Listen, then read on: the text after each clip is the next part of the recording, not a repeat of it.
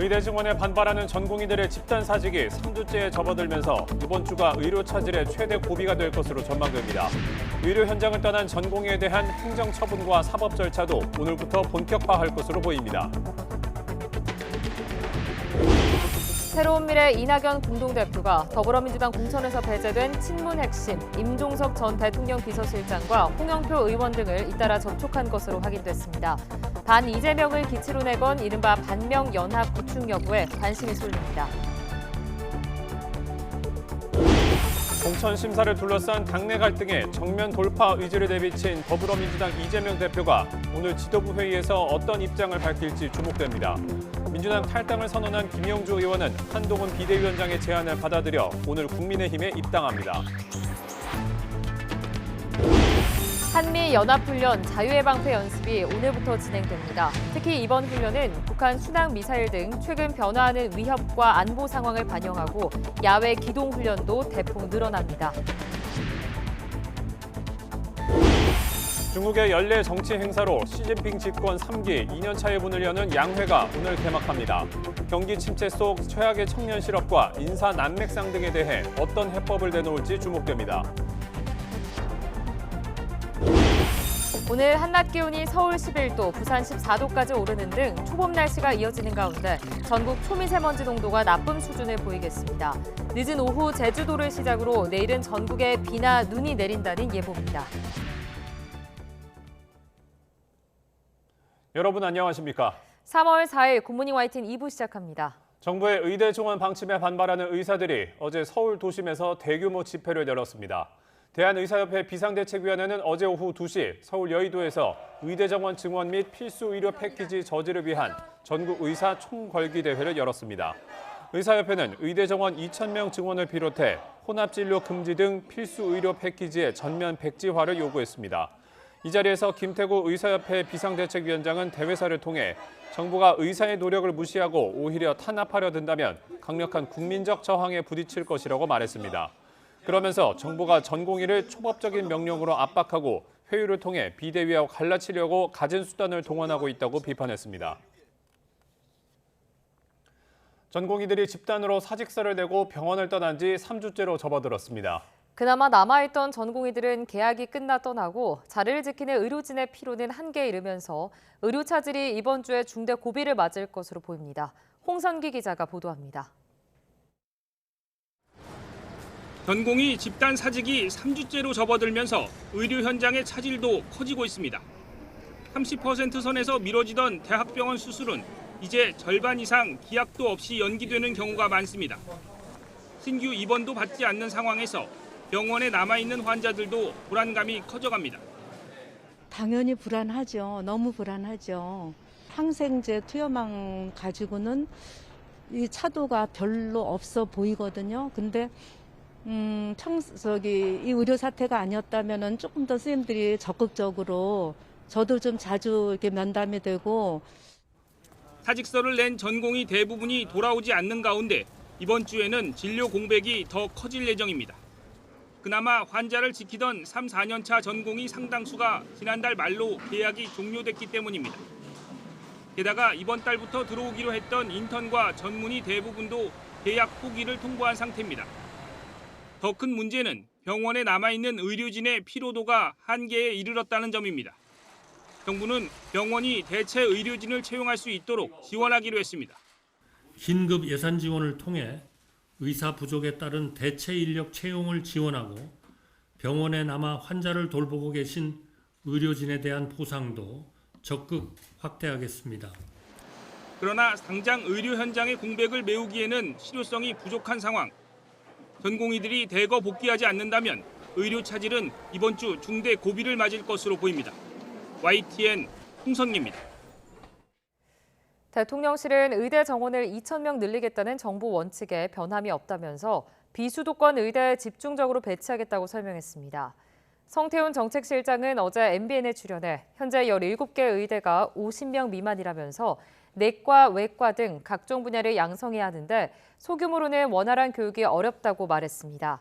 이어 오늘 전국 40개 대학 의대 정원 신청이 마감되면 지역별 보건 의료 현황과 지역 의사 수, 고령화 정도 등을 종합적으로 고려해 의대별 정원을 확정하겠다고 덧붙였습니다. 교육부가 의과대학을 운영하는 전국 40개 대학에 재차 공문을 발송해 예정대로 오늘까지 2025학년도 의과대학 학생 정원을 신청하라고 요청했습니다. 교육부는 앞서 지난달 29일 대학에 공문을 보내 의대 학생 정원을 조정하고자 할 경우 신청서를 내달라고 공식 요청했고 일주일 만에 같은 취지의 공문을 다시 보냈습니다. 교육부 관계자는 특히 기한 내에 신청하지 않은 대학은 의대 정원을 임의로 늘려주지는 않을 것이라고 압박했습니다. 다음은 정치권 소식입니다. 박민식 초대 국가보훈부 장관이 서울 강서을에 출마하기로 하면서 윤석열 정부 장관 출신 인사들의 총선 교통정리가 사실상 끝났습니다. 더불어민주당 탈당을 선언한 4선 김영주 의원은 오늘 국민의힘에 입당합니다. 조은지 기자입니다. 한동훈 비상대책위원장 요청대로 박민식 초대 국가보훈부 장관이 서울 강서을에 출마합니다.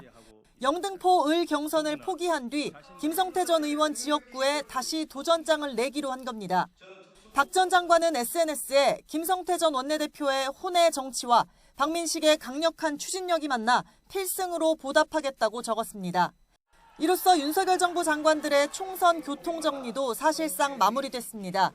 이재명 민주당 대표의 인천 계양을에 도전하는 원희룡 전 국토부 장관을 필두로 박진, 박문규 전 장관은 험지 탈환에 도전합니다.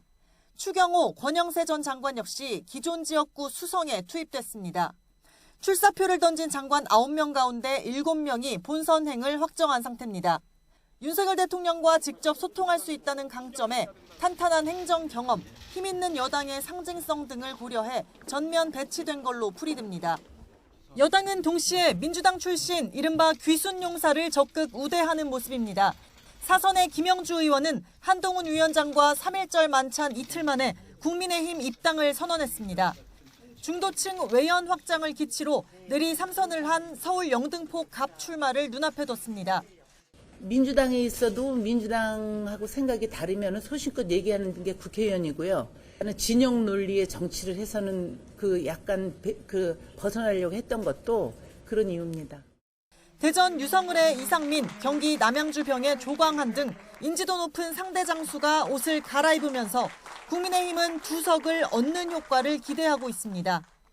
이 종북화, 통진당화되고 있는 민주당의 어떤 독주를 막아야 한다라는 생각이 있으신 분들 중에서 합리적인 분들이라면 우리 입장에서 마다할 이유가 없습니다.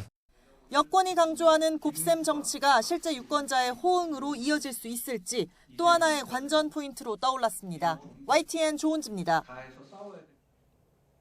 더불어민주당이 주도하는 범야권 비례위성정당 더불어민주연합이 어제 공식 출범했습니다. 한 발 앞서 창당한 여당의 위성정당 국민의 미래는 오늘부터 후보 접수를 시작합니다. 강민경 기자입니다. 민주당과 진보당, 새진보연합, 그리고 시민사회 인사들이 참여한 범야권 비례위성정당이 닻을 올렸습니다. 더불어민주연합이란 이름으로 4월 총선에 나서기로 한 겁니다. 민주당 윤영덕 의원과 민주당 영입인재인 교사 출신 백승아 씨가 공동대표를 맡았고 당선 안정권인 20번 안에는 연합 정당 참여 세력이 추천한 후보 10명을 배치하기로 했습니다. 창당대회에 참석한 이재명 대표는 정권 심판을 위한 야권 단결을 강조했습니다. 뜻을 같이 하는 모두가 이번 총선에서 손을 맞잡고 이겨내는 첫 출발점 바로 더불어민주연합의 출범 아니겠습니까, 여러분? 공교롭게도 같은 날 비례대표 출마가 유력하게 거론되는 조국 전 장관도 신당을 띄웠습니다. 만장일치 찬성으로 조국 혁신당 대표로 추대된 조 전 장관은 윤석열 정부의 역주행을 지켜볼 수 없다며 민주당과의 연대 가능성을 열어뒀습니다. 저는 지난 5년간 무관지옥 속에 갇혀 있었습니다. 민주진보 세력을 앞에서 이끄는 예인선이 되겠습니다. 그리고 민주진보 세력의 승리를 위해 연대하는 정당이 되겠습니다. 하지만 열세를 쥔 이재명 대표는 원내 정당과 시민사회가 중심이 된 기조가 유지될 거라며 사실상 선을 그었습니다. 지난달 23일 먼저 출범한 여당의 비례위성정당 국민의미래는 오늘부터 나흘 동안 후보를 접수합니다. 지역구 공천 과정에서 불거진 현역 강세 논란을 불식하는 데 초점을 맞출 걸로 보입니다. 여당 지도부가 청년과 여성 등 낮은 정치 신인 비율을 비례대표 공천 과정에서 보완하겠다고 약속했기 때문입니다. 젊고 유능한 분들, 사명감 있는 분들, 애국심이 있는 분들이 많이 신청해 주셨으면 좋겠습니다. 저희는 미리 내정해놓고 찍어놓고 이거 없습니다. 제가 약속드립니다. 국민의힘의 현직 공천관리위원들이 위성정당인 국민의미래 공관위원을 겸직하는 것도 비례대표 후보 선정 과정에서 의견 교환을 고려한 거란 분석이 나오고 있습니다. YTN 강민경입니다. 새로운 미래 이낙연 공동대표가 민주당 공천 과정에서 컷오프된 임종석 전 대통령 비서실장과 홍영표 의원 등을 잇따라 접촉한 것으로 확인되면서 이른바 반명 민주연합 결성 가능성이 주목됩니다. 이 대표는 오늘 오전 서울 여의도 당사에서 당 지도부 회의를 주재하는데 연휴 기간 이들 친문계 핵심 인사 등과의 논의 내용을 공개할지 관심이 쏠립니다. 무소속 서른 의원은 앞서 YTN의 홍영표 의원과 임종석 전 실장 모두 탈당만 결심하면 되는 문제라며 늦어도 이번 주 안에는 이낙연 대표 측과 연대 등 거취 관련 결단을 내리겠다고 밝혔습니다.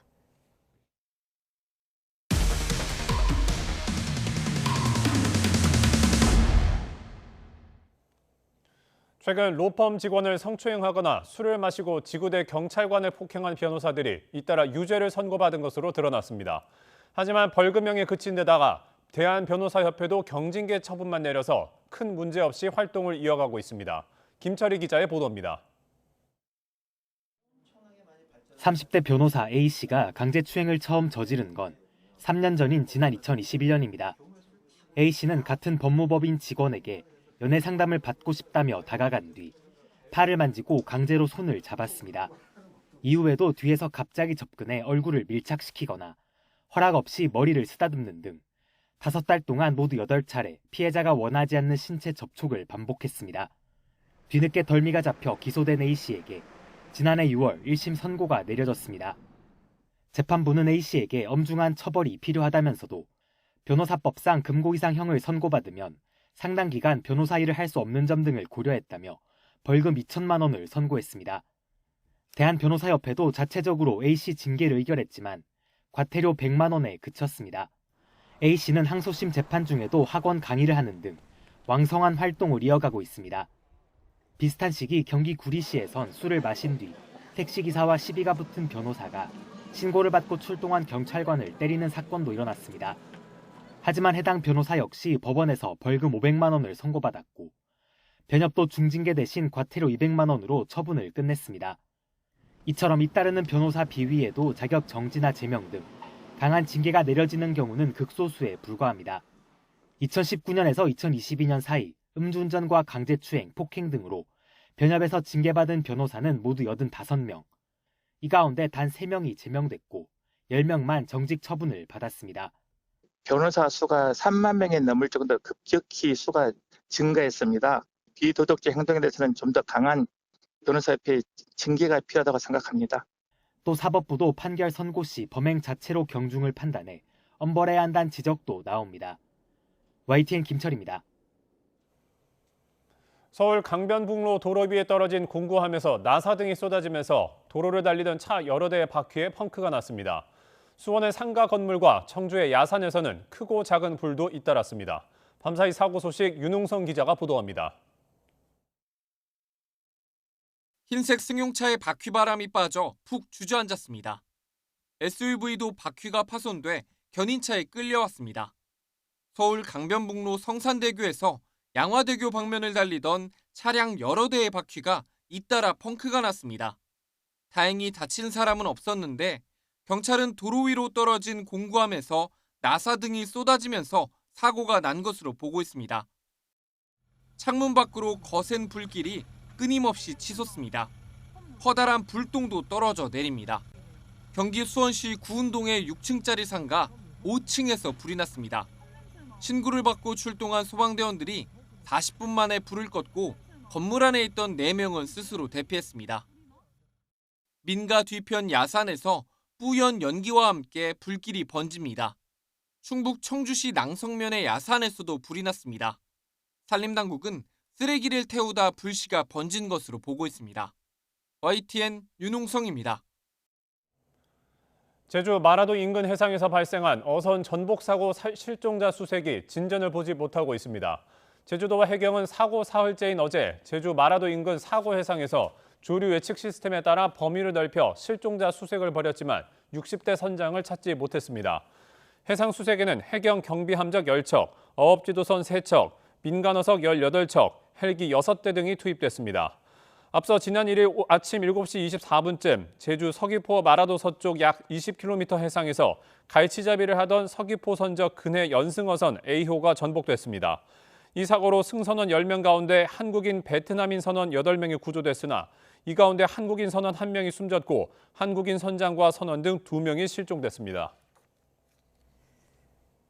건설 공사비가 크게 오르면서 알짜배기로 여겨지던 강남 재건축 단지마저 시공사를 선정하는 데 난항을 겪고 있습니다. 조합과 시공사 간 공사비 인상안을 두고 줄다리기 협상이 이어지는 곳도 늘면서 정비 사업이 좀처럼 속도를 내지 못하고 있습니다. 윤혜리 기자의 보도입니다. 재건축을 추진 중인 서울 송파동 아파트 단지입니다. 최근 시공사를 선정하기 위해 공고를 냈지만 건설사 단 한 곳도 입찰에 참여하지 않았습니다. 조합이 하이엔드 브랜드를 적용하는 조건으로 3.3제곱미터당 공사비를 810만 원 수준으로 제시했지만 수익성이 떨어진다고 판단한 건설사들이 대거 입찰을 포기했습니다. 공사비가 천정부지로 치솟으면서 과거 치열한 입찰 경쟁이 벌어졌던 강남의 재건축 단지마저 외면받고 있는 겁니다. 최근 3에서 4년간 대내외적인 여건으로 인건비, 원자재 가격 등이 상승해서 공사비도 증가한 상황입니다. 조합에서 지시하는 공사금액 대비 시공원가가 높아 사업성 확보가 어려운 상황이 빈번하게 발생하고 있습니다. 시공사가 공사비 인상을 요구하면서 조합과 줄다리기 협상을 이어가는 곳도 늘고 있습니다. 조합의 추가 분담금 부담이 커지자 시공사와 계약을 해지하면서 재건축 추진이 중단된 곳도 나왔습니다. 정부는 안전진단 면제로 정비사업에 속도를 내겠다는 계획이지만 사업성이 뒷받침되지 않으면 이처럼 실효성은 떨어질 수밖에 없습니다. 종전에는 정비사업의 관건이 인허가였지만 지금은 공사비, 즉 추가 분담금을 감당하는 조합원들의 자금 여력이 더욱 중요한 관건입니다. 이 때문에 단시간에 정비사업이 확대되기는 쉽지 않습니다. 과거 집값 상승기에는 재건축 아파트의 투자 수요가 몰렸지만 최근에는 공사비와 추가 분담금이 발목을 잡고 있는 현실입니다. YTN 윤혜리입니다. 금융감독원은 셀프 주유소를 이용할 때 초과 결제에 주의해야 한다고 당부했습니다. 현재 셀프 주유소는 고객이 선택한 최대 주유 예상 금액을 보증금 개념으로 먼저 결제한 뒤 주유를 진행하는 방식으로 운영되고 있습니다.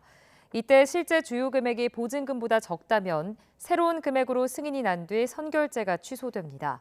이 과정에서 카드 한도 초과 등으로 승인이 거절되면 선결제한 금액이 취소되지 않아 실제 주유량보다 더 많이 결제될 수 있습니다. 한국에서 인구 감소와 고령화로 외국인 노동자 의존도가 계속 높아지고 있지만 저개발국 출신 노동자들을 제대로 보호해주지는 않는다고 뉴욕타임스가 지적했습니다.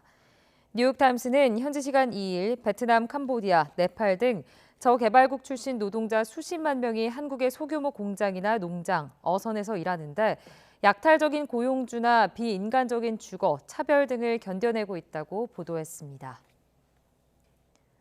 석유 수출국 기구 오펙과 주요 산유국의 연대체인 오펙 플러스가 1분기까지 예정했던 자발적 원유 감산을 2분기까지 연장하기로 했다고 로이터 통신이 현지 시간 3일 내부 소식통을 인용해 전했습니다.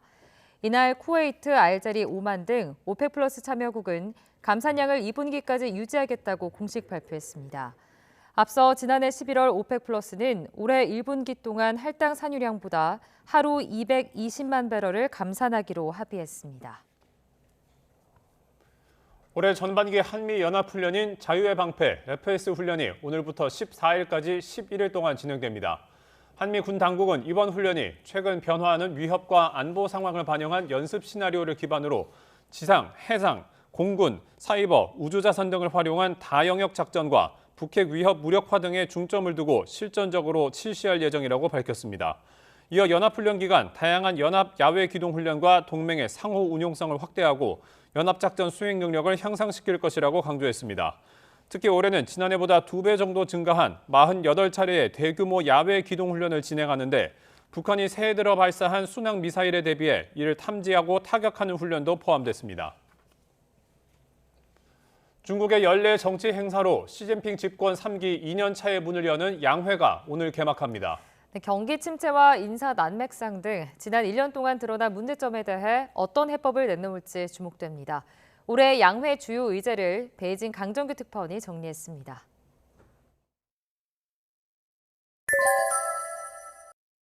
말 그대로 두 가지 회의를 일컫는 양회. 오늘 국정자문기구인 전국인민정치협상회의 개막과 함께 일주일가량 진행됩니다. 최대 관심은 내일 국회 격인 전국인민대표대회 개막식. 첫 업무보고에 나서는 리창 총리가 5% 성장 목표를 고수하느냐입니다. GDP 的增幅在 5.2% 左右，高于我们去年年初确定的目标。 경기 침체 속에 해외에선 4%대 성장에 그칠 거로 보는 만큼 그에 걸맞은 부양책을 제시해야 합니다. 경제의 발목을 잡는 복병, 저출산과 고령화 해법도 올해 양회의 주요 화두입니다. 먼저 1978년 한자녀 정책 도입 이후 46년 만에 산하 제한을 완전히 폐지할지 주목됩니다. 1950년대 제정된 뒤 한 번도 손댄 적 없는 은퇴 연령을 65세까지 연장하는 방안도 논의합니다. 다만 최악의 청년 실업 속에 세대 갈등에 뇌관으로 작용할 우려도 있습니다. 每个岗位都是一个萝卜一个坑，如果你到了退休年龄以后，不能退休，然后年轻人就上不去。 지난해 양회 때 첫 외신 기자회견에서 전랑 외교의 대표 주자로서 면모를 과시한 친강 외교부장. 当豺狼当道，恶狼来袭时，中国的外交官必须与狼共舞，保家卫国。 그 후 불과 4개월 만에 낙마한 친강 대신 류젠차오 대외연락부장의 등판 가능성이 거론됩니다. 온건파로 알려진 류젠차오가 신임 외교부장으로서 외신 회견에 나설 경우 강경 외교 노선의 변화를 상징하는 장면이 될 거로 보입니다. 베이징에서 YTN 강정규입니다. 극심한 치안 부재를 겪고 있는 카리브해 섬나라 아이티의 폭력 사태가 악화하면서 교도소에서 수백 명이 탈옥했습니다. 총리 사임을 둘러싸고 갱단이 활개치고 반정부 시위가 이어지면서 사상자도 1000명을 넘겼습니다. 서봉국 기자가 보도합니다. 현지 경찰과 갱단 간의 총격전에 방탄조끼와 방탄문을 쓴 취재진이 혼비백산합니다. 지난달 8일 이후 수도 포르토프랑스를 중심으로 격렬한 반정부 시위가 한 달이 넘은 최빈국 아이티. 사임 압박을 받던 아리엘 앙리 총리가 자리를 지키겠다는 뜻을 밝힌 뒤 1월에만 숨지거나 납치된 사람이 1000명을 넘었습니다. 지난달 29일에는 경찰서, 공항, 교도소가 공격을 받았고 설상가상, 포르토프랑스 교도소에서는 수백 명이 탈옥한 것으로 알려졌습니다. 공공기관 공격은 최근 몇 년간 전례가 없던 일인데 경찰 노조는 범죄자 3000명이 추가로 활동할 것이기 때문에 누구도 화를 면하지 못할 것이라고 경고했습니다. Des marches d'affaires pour que dans le premier temps pour nous joindre cadavres policiers qui mourent. Nous tous qui là, nous journalistes qui la presse nous constater. IT 당국은 갱단 일원들이 경찰서 여러 곳을 공격해 최소 4명을 살해하고 방화를 저질렀다고 전했습니다. 바비큐로 불리는 갱단 연합체 두목은 2021년 전임 모이즈 대통령 암살 사태 이후 무정부 상태를 틈타 온 나라를 무법지대로 만들었고 유엔과 미국의 제재를 받고 있습니다. Nak mande police nationale d'Haïti, nak mande militaire yo pour yo prendre responsabilité yo arrêter Ariel Henry et encore une fois et pas peuple à quel minoué pas. 주 하이티 미국 대사관은 보안 경보를 발령하고 공항, 호텔, 경찰청을 포함한 주변 지역의 총격과 교통 체증을 경고했습니다. YTN 서봉국입니다. 3월의 첫 월요일 큰 일교차와 초미세먼지를 주의하셔야겠습니다. 우선 현재 서울 기온은 영하 1.3도로 어제보다 조금 쌀쌀하게 출발하고 있는데요. 한낮에는 11도까지 올라 온화함이 감돌겠습니다. 또 전국적으로 공기가 탁한 가운데 현재 서울의 초미세먼지 농도는 평소의 2배가량 짙어져 있습니다. 나오실 때는 미세먼지용 마스크도 챙기시는 게 좋겠습니다. 자세한 미세먼지 상황부터 살펴보도록 하겠습니다. 현재 대기가 정체되면서 전국 대부분 지역의 초미세먼지 농도가 나쁨 수준 보이고 있습니다. 경기와 충남 지역에는 초미세먼지 주의보도 발령 중입니다. 오늘 아침 중부지방을 중심으로 영하권을 보이고 있습니다. 현재 서울 기온은 영하 1.3도, 춘천 영하 4.6도를 나타내고 있습니다. 한낮에는 서울 11도, 부산 14도까지 올라 예년 기온은 2, 3도가량 웃돌겠습니다. 오늘은 하늘빛이 차차 흐려지겠고 늦은 오후에는 제주도에서 비가 시작돼 내일은 전국으로 비가 확대되겠습니다. 모레까지 예상되는 비의 양은 제주도에 최고 60mm, 남해안에 최고 30mm가 되겠고요. 기온이 낮은 강원 산간에는 최고 15cm의 폭설이 쏟아지겠습니다. 비는 절기 경치비인 내일 밤이면 대부분 그치겠지만 영동과 일부 남부지방은 모레도 가끔 눈비가 내리겠습니다. 한 주간 기온은 예년 이맘때 수준을 보이며 심한 추위는 없을 전망입니다. 오늘 오전까지 내륙을 중심으로는 가시거리 200m 미만의 짙은 안개가 끼겠습니다. 출근길 교통안전에 각별히 유의하시기 바랍니다. 지금까지 YTN 원희다입니다.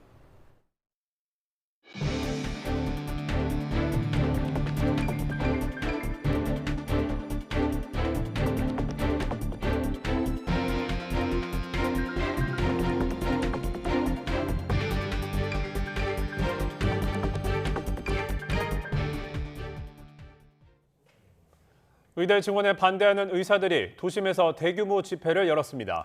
참석자들은 정부의 의대 증원 방침이 준비가 전혀 되지 않은 총선용 정책이라고 비판했습니다. 권준수 기자입니다. 무분별한 의대 정원 양질의료 붕괴된다. 의대 증원에 반대하는 의사들이 서울 여의도 공원을 빼곡히 채웠습니다.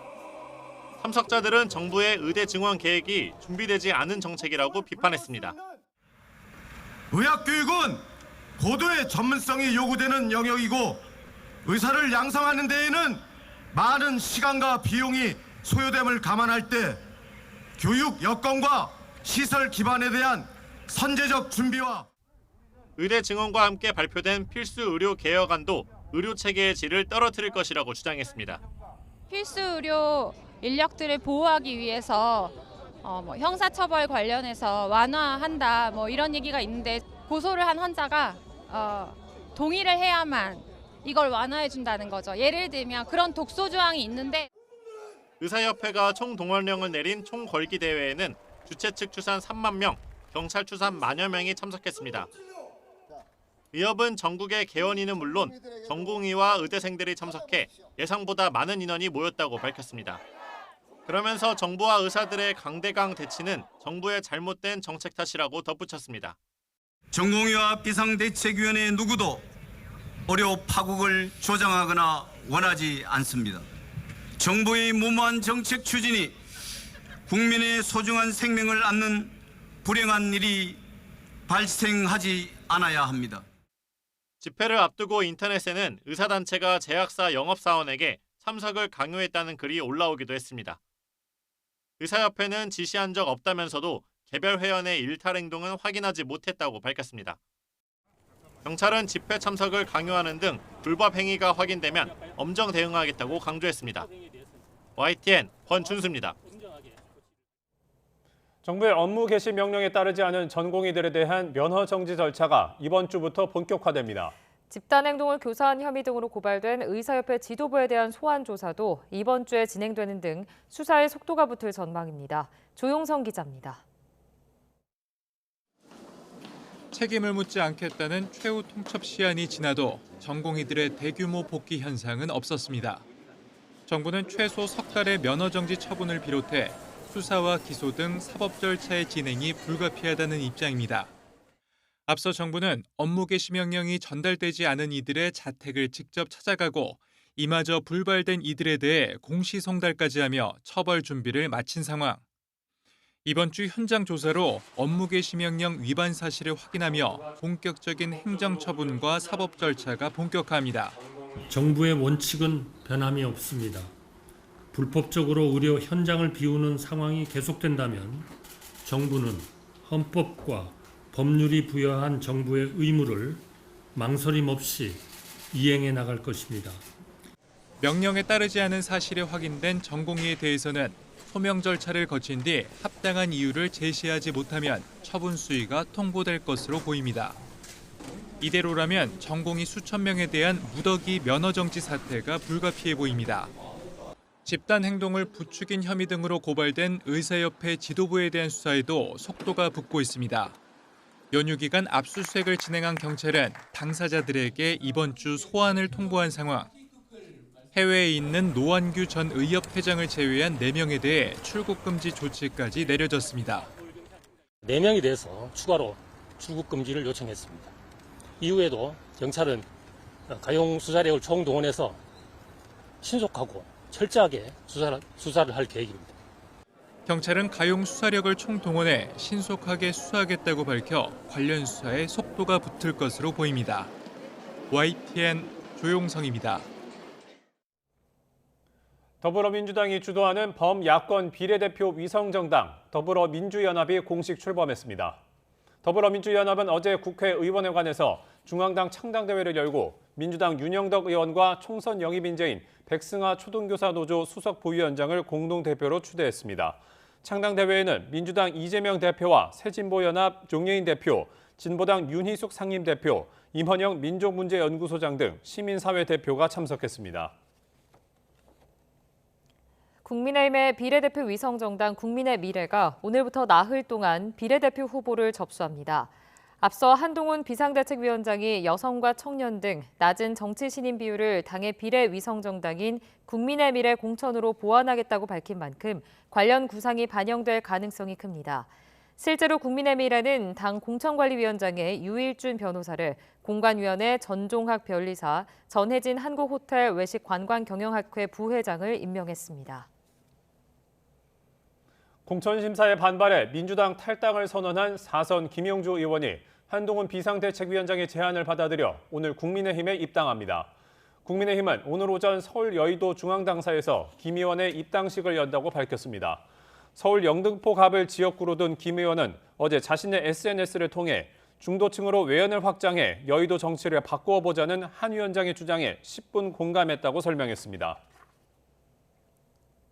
공천 심사를 둘러싼 더불어민주당 내 계파 갈등이 고조된 가운데 오늘 이재명 대표가 지도부 회의를 주재합니다. 앞서 탈당은 자유라며 정면 돌파 의지를 내비친 이 대표가 당 내홍과 관련해 오늘 최고위 회의에서 어떤 발언을 내놓을지 주목됩니다. 특히 새로운 미래 이낙연 공동대표가 친문 핵심 임종석 전 대통령 비서실장과 홍영표 의원 등을 잇따라 접촉한 것에 대한 언급이 있을지 관심이 쏠립니다. 롯데 웰푸드 자회사 식품 공장에서 노동자 한 명이 기계에 손이 끼어 손가락 4개가 절단됐다는 소식 지난해 YTN이 전해드린 바 있습니다. 사고 이후 공장 대표 등이 경찰 조사를 받고 있는데 해당 공장에서 안전교육이 제대로 진행되지 않았다는 주장이 나왔습니다. 안동준 기자의 보도입니다. 지난해 10월 50대 A씨는 롯데 웰푸드 자회사 식품 공장에서 일하다 손가락 4개가 절단되는 사고를 당했습니다. 손가락 봉합에 실패한 A씨는 4개월째 병원을 전전하며 산재급여로 생계를 유지하고 있습니다. 불안하고 항상 초조하고 그래가지고 정신과 약도 지금 먹고 있는데도 가만히 있지 못해요. 경찰은 사고 이후 당시 공장 대표였던 문모 씨와 안전관리자 등 3명을 업무상 과실치상 혐의로 입건해 수사해왔습니다. 그런데 해당 공장에서 노동자들을 대상으로 하는 안전보건교육이 제대로 이뤄지지 않았다는 주장이 제기됐습니다. 고용주는 근로자에게 6개월마다 6시간 이상 안전보건교육을 시행해야 하는데 실제로는 교육 시간이 이보다 적게 이루어졌다는 겁니다. 교육을 듣지 않아도 들은 것처럼 서명하라는 경우가 종종 있었다는 공장 노동자의 증언도 있었습니다. 사고가 나기 전까지 5년 넘게 공장에서 일했던 A씨도 이런 경우를 본 적이 있다고 기억했습니다. 만약에 수요일날 교육이 있었다. 근데 수요일날 쉬는 사람은 그 다음날 와서 그냥 사인만 하라고 하죠. 그 물어보면 짜증내고 귀찮아하고. 경찰은 사실관계 확인에 나섰지만 문 씨 등은 출석 조사에서 부인하는 취지로 진술한 것으로 알려졌습니다. 이에 대해 롯데 웰푸드 측은 안전보건교육은 법에 따라 정상적으로 이뤄졌다면서 이를 증명할 수 있는 각종 기록과 자료를 경찰에 제출했다고 밝혔습니다. 공장 측은 합의금을 제시했지만 몇 천만 원으로는 생계를 유지할 수 없다고 A씨 측이 반발하며 합의는 진전되지 않는 상황. 더욱이 사고가 난 분쇄기가 오작동 가능성이 있다는 국과수 소견을 경찰이 확보한 것으로 전해졌습니다. 경찰은 공장 안전관리자 등이 기계 점검에 소홀함이 있었는지와 함께 안전교육 허위 서명 의혹 등에 대한 조사를 마치는 대로 문 씨 등을 검찰에 넘길 것으로 보입니다. YTN 안동준입니다. 같은 법무법인 직원을 성추행하거나 술을 마시고 경찰관을 폭행한 변호사들이 재판에서 유죄를 선고받았지만 변호사협회에선 경징계를 받는 데 그친 것으로 나타났습니다. 30대 변호사 A씨는 같은 로펌에서 일하는 여직원의 손을 강제로 잡는 등 8차례 강제 추행한 혐의로 지난해 6월 1심에서 벌금 2천만 원을 선고받았습니다. 변호사 B씨도 지난 2021년 술을 마시고 택시기사에게 시비를 걸고 출동한 경찰관을 폭행한 혐의로 1심에서 벌금 500만 원을 선고받았습니다. 하지만 YTN 취재 결과 대한변호사협회는 지난달 14일 두 사람에게 각각 과태료 100만 원과 200만 원 처분을 내린 것으로 파악됐습니다. 출산율이 급감하면서 문을 닫는 어린이집이 많아지고 있습니다. 폐원도 걱정이지만 아파트 단지에 있는 일부 어린이집은 또 다른 고민에 속을 태우고 있습니다. 무슨 사연인지 이승배 기자가 취재했습니다. 광주광역시에 있는 한 아파트 어린이집입니다. 한창 아이들이 뛰놀 시간이지만 교실은 텅 비었고 장난감은 한쪽에 죄다 쌓아놨습니다. 많게는 70명 넘게 다녔지만 지난해 초 문을 닫았습니다. 지난해 태어난 아기가 단 한 명도 없었던 게 결정적이었습니다. 그런데 다른 시설로 바꾸고 싶어도 그럴 수도 없습니다. 일정 세대 이상 아파트는 어린이집을 갖춰야 한다는 규정 때문입니다. 주변 대체 시설이 충분하면 설치하지 않아도 된다는 단서 조항이 있지만 자치단체 판단에 달려 있습니다. 재혼한다는 친구들이 한 10명에서 15명 사이밖에 안 돼가지고 운영을 못하게 됐습니다. 담보대출을 받았기 때문에 거기에 나오는 대출 이자라든지 거기에서 많이 힘들었습니다. 출산율이 급격히 떨어지면서 관리사무소랑 같이 있거나 별도 건물로 돼 있는 아파트 어린이집이 이런 이중고를 겪고 있습니다. 인천광역시와 전북 군산, 전주에 있는 어린이집 4곳도 국민권익위원회에 같은 고통을 호소했습니다. 아기가 없어 문을 닫는 게 어쩔 수 없다면 다른 일이라도 할 수 있게 건물 용도를 바꿔달라는 겁니다. 자치단체는 단서 조항에 있는 사업 승인권자 재량 규정이 모호해 예외 적용에 부담이 크다고 말합니다. 무분별하게 풀어주면 어린이집이 필요한 지역도 수익만 보고 다른 사업으로 바꿀 거라는 우려가 있습니다. 이 때문에 현재는 권익위가 개별 민원을 받아 현장 조사와 입주민 설문 등을 근거로 자치단체와 협의를 거쳐 문제를 해결하고 있습니다. 규정에 살펴보면은 지역의 특성과 주변 현황을 고려해가지고 허용할 수 있게 되어 있습니다.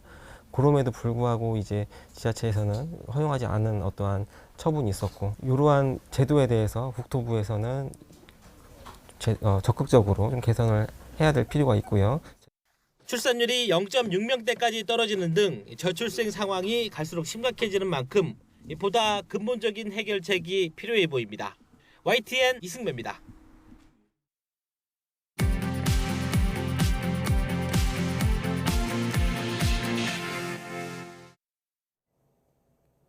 이 시각 세계눈입니다. 이스라엘은 구호 트럭 참사를 조사한 결과 원인은 압사라며 의도적 공격을 거듭 부인했습니다. 이런 가운데 휴전과 인질 석방을 위한 협상 자리가 이집트 카이로에 마련됐지만 이스라엘이 대표단 파견을 보류하며 타결은 쉽지 않아 보입니다. 이상순 기자가 보도합니다. 이스라엘군이 가자시티의 구호 트럭 민간인 참사에 대한 초기 검토 결과를 공개했습니다. 주요 원인은 총격이 아니라 압사라고 강조했습니다. Our initial review has confirmed that no strike was carried out by the IDF towards the aid convoy. The majority of Palestinians were killed or injured as a result of the stampede. 민간인에 대한 발포 사실은 인정했습니다. 다만 처음엔 경고였고 이후 약탈자들이 위협을 가해 이들에게 대응 사격한 것이라고 주장했습니다. 그러나 하마스 측 보건부에 따르면 이스라엘군의 공격으로 110여 명이 숨지고 750명이 다쳤습니다. 이런 가운데 하마스의 기습 공격으로 폐쇄됐던 이스라엘 남부 스데롯은 학교가 다시 문을 열었습니다. 지난해 10월 이후 5개월 만입니다. התלמידים שלנו לא היו כאן כ5 חודשים, ומבחינתנו היום זה יום חגיגי של פתיחת שנת לימודים פעם נוספת. ואנחנו מאחלים לתלמידים שנת לימודים מוצלחת. 다시 문을 연 스데롯의 학교와 가자지구 전쟁터의 거리는 4km도 안 됩니다. 하지만 휴전 협상은 여전히 답보 상태입니다. 이집트 카이로에 하마스의 가자지구 2인자 칼릴 알-하이야가 협상단과 함께 도착했지만 이스라엘은 대표단 파견을 보류했습니다. 생존한 인질의 명단을 요구하는 이스라엘과 영구적 휴전을 요구하는 하마스의 입장이 그대로입니다. 앞서 이스라엘과 미국, 카타르, 이집트는 하마스에 40일간 휴전하고 이스라엘 인질과 팔레스타인 수감자를 1대10으로 교환하는 협상안을 내놨습니다. 협상이 타결되면 이번 달 11일 시작되는 라마단과 한 달 뒤 명절 이드 알피트르까지 휴전할 것으로 보이지만 현재로선 예단하기 어려운 상황입니다. YTN 이상순입니다.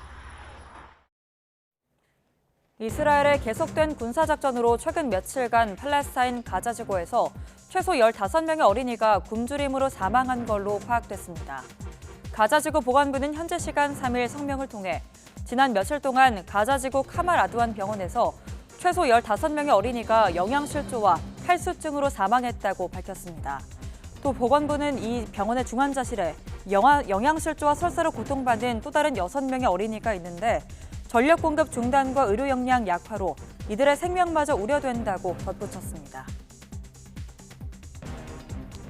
극심한 치안 부재를 겪고 있는 카리브해 섬나라 아이티에서 폭력 사태가 심화하면서 현지 시간 2일 교도소에서 수백 명이 탈옥하는 사태가 빚어졌습니다. 미국 CNN 방송 등에 따르면 수도 포르토프랑스에 있는 교도소 수감자들의 탈출을 막기 위한 지원이 요청됐습니다. 중국의 연례 정치 행사로 정기국회 격인 전국인민대표대회와 국정자문기구인 정치협상회의를 합쳐 부르는 이른바 양회가 오늘 개막합니다. 폐막은 오는 10일 오전입니다. 최대 관심은 전인대에서 첫 정부 업무 보고에 나서는 리창 총리가 올해에도 5%의 성장 목표를 고수하느냐입니다. 조 바이든 미 대통령과 트럼프 전 대통령이 슈퍼 화요일 경선에서 각각 대선 후보 자리를 사실상 확정할 것으로 보이는 가운데 트럼프가 바이든에 대해 오차 범위 내에서 우위를 계속 이어가고 있는 걸로 나타났습니다. CBS가 공개한 여론조사에서는 트럼프 전 대통령이 투표 가능성이 있는 유권자 52%의 지지를 받으며 48%의 바이든 대통령을 앞질렀습니다. 또 월스트리트 저널의 조사에서도 대선 양자 대결 시 트럼프는 47%, 바이든 45%로 나타났습니다. 지금까지 이 시각 세계는이었습니다.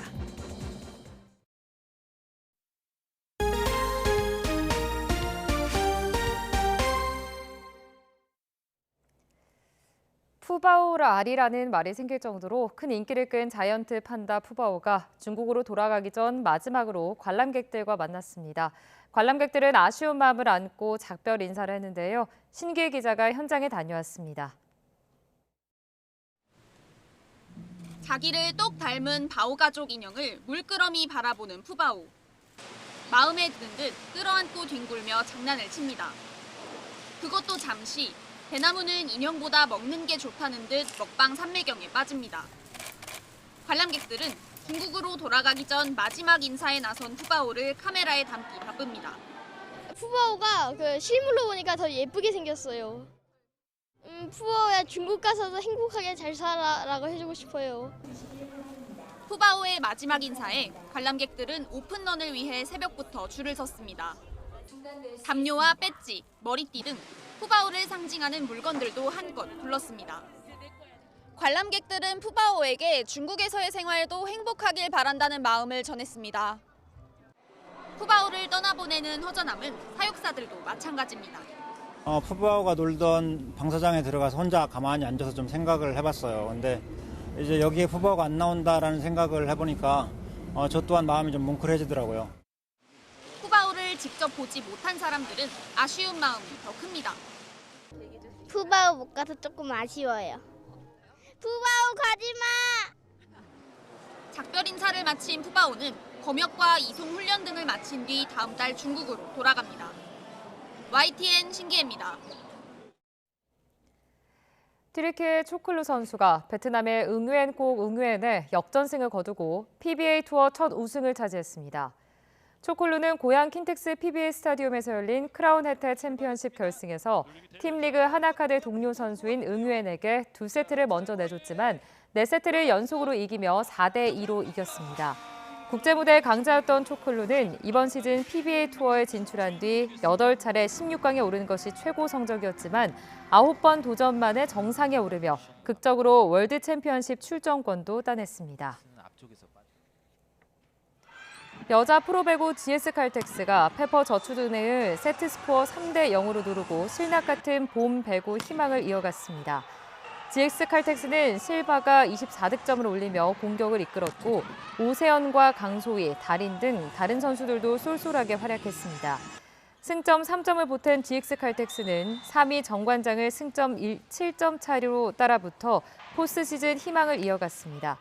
남자부 경기에서는 삼성화재가 OK금융그룹에 3대1로 승리하며 4위로 올라서는 등 동시에 3위 OK금융그룹과의 격차를 4점으로 좁혔습니다. 오늘 아침도 대기가 정체되면서 공기가 무척 탁합니다. 현재 전국 대부분 지역의 초미세먼지 농도 나쁨 수준 보이고 있고요. 경기와 충남 지역에는 초미세먼지 주의보도 발령 중입니다. 여기에 내륙을 중심으로는 가시거리 200m 미만의 짙은 안개도 끼어 있습니다.